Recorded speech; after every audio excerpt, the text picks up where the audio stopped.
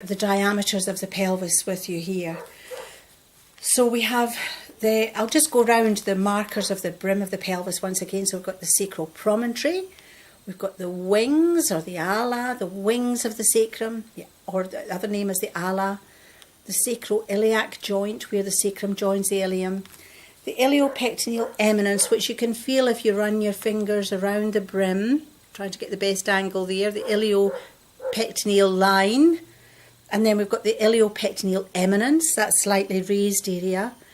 And then we've got the upper inner border of the superior pubic ramus, this top ramus, the upper inner border of the superior pubic ramus, the upper inner border of the pubic body, and the upper inner border of the symphysis pubis. You can see that the brim of the pelvis is a sort of heart shape. It's got a dip at the front, slightly narrower, dip at the back, slightly narrower at the front, so it's a sort of heart shape.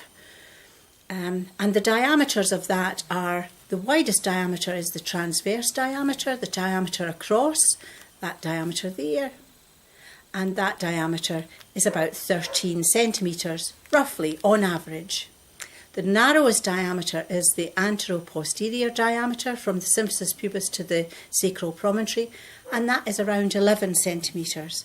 And the oblique diameters from the sacroiliac joint through to the iliopectineal eminence, about 12 centimetres, so 13 across, 11 anteroposterior, and 12 oblique.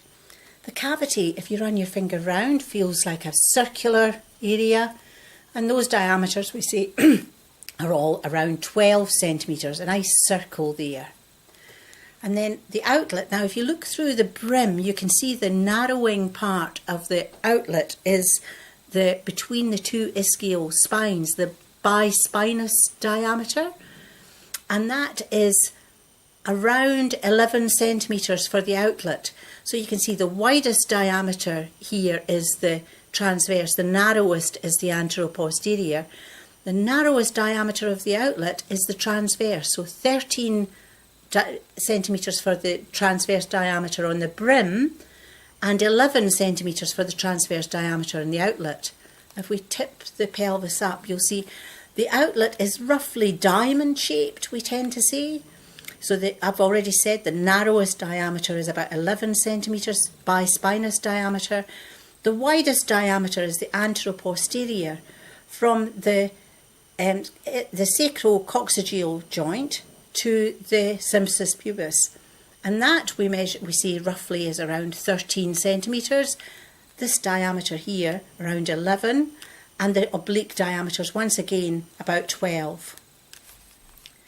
So 13 transverse in the brim, 12 obliques, 11 anteroposterior, all 12 in the cavity, and then we have 13 anteroposterior on the outlet, 12 on the obliques, and 11 on the transverse for the outlet. So you can see that the baby will have to do some manoeuvring to move through the shape of this pelvis.